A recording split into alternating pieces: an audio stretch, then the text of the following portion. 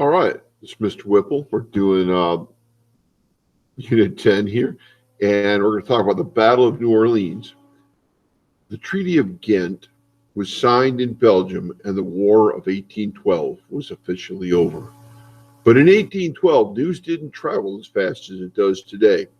3 weeks after the treaty was signed, neither American nor British soldiers had received word of the treaty. Britain had sent troops to New Orleans to try to end the war with a great victory. More than 50 ships sailed in the Gulf of Mexico heading towards New Orleans. Meanwhile, Andrew Jackson was on his way to defend the city. When he arrived, he found out the British were very close. Jackson did not have a large army to use. What could he do?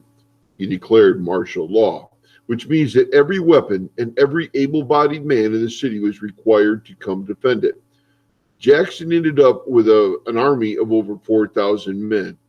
His army must have looked pretty strange to British, for it had all sorts of men. There were aristocrats, freed slaves, Choctaw American Indians, enslaved men, and even a pirate named Jean Lafitte. Militiamen came from Louisiana and the nearby states of Kentucky and Tennessee.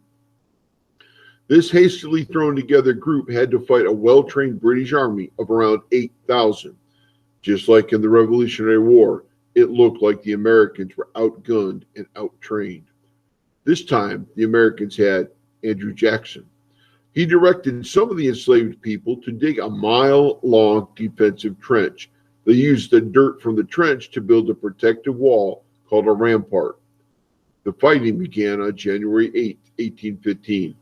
The British commander, Edward Pakenham, was killed quickly and things did not improve for the British. After 2 hours of fighting, over 2,000 British soldiers were killed compared to only 65 Americans. The British retreated and the fighting stopped. The Americans were victorious. The Americans won, but it didn't change the outcome of the War of 1812. The Americans had already ended the war weeks before with the Treaty of Ghent. The Battle of New Orleans made Andrew Jackson a famous hero and made Americans feel national pride.